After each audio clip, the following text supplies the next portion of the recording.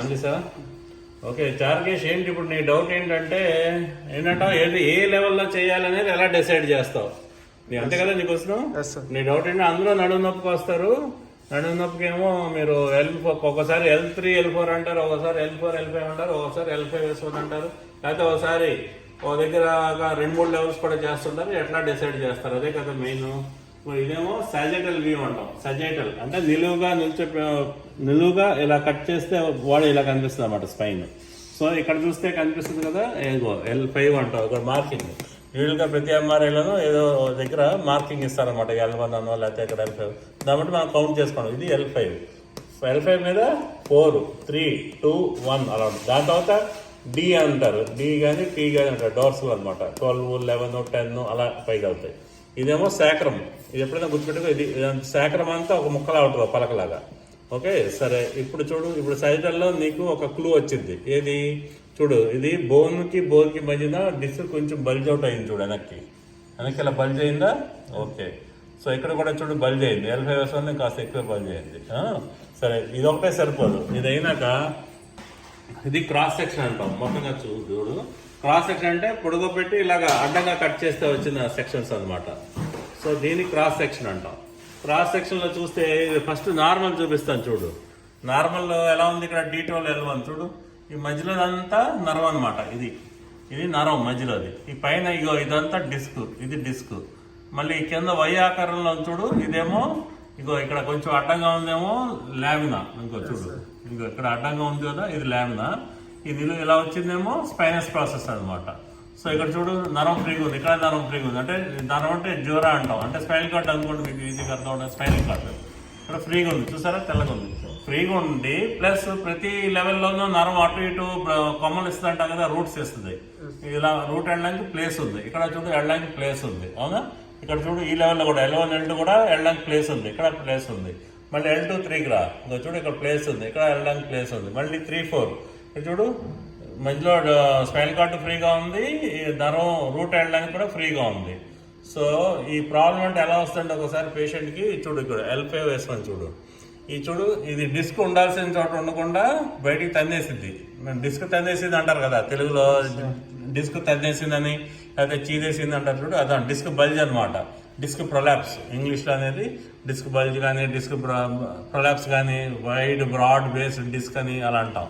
So disc అంతా వచ్చి కెనాల్లో పడిపోయింది, స్పైనల్ కెనాల్లో పడిపోయి ఇది స్పైనల్ కార్డు, ఇది జ్వరా అంటాం ఈ లెవెల్లో.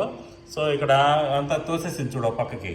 ఎడం పక్కన ఇది లెఫ్ట్, ఎప్పుడైనా ఇది లెఫ్ట్ ఇది రైట్ అనమాట. ఏ బొమ్మలైనా ఇది లెఫ్ట్ ఇది రైట్, ఇది లెఫ్ట్ ఇది రైట్.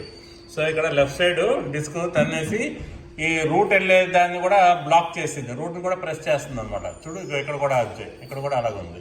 సో అందుకని ఈ పేషెంట్కి లెఫ్ట్ సైడ్ పెయిన్ ఉంది. సో అందుకని మన సర్జరీలో ఏం చేసామంటే L5 S1 దగ్గర ఎక్స్ప్లోర్ చేసి ఈ లెఫ్ట్ సైడ్ మాత్రమే చేశాను. ఈ పేషెంట్ రైట్ సైడ్ డిసెక్ట్ చేయలేదు, లెఫ్ట్ సైడ్ చేసి ఈ డిస్క్ ఐడెంటిఫై చేసి డిస్క్ తీశాను. అదే వీడియోలో చూపించాను కదా ఇప్పుడు. అది ప్లస్ ఇక్కడ చూడు, L4 L5లో జాగ్రత్తగా గమనిస్తే ఇక్కడ బాగానే ఉంది, కానీ ఇటు రైట్ పేషెంట్కి లెఫ్ట్ సైడ్ అన్నారు కదా.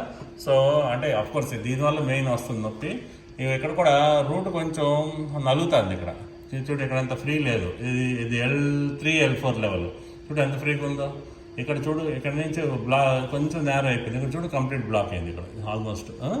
సో అందుకనే మనం L5 S1 డిస్క్ అనిపించిన ఓన్లీ L5 S1 చేసుకుని వచ్చేయకూడదు.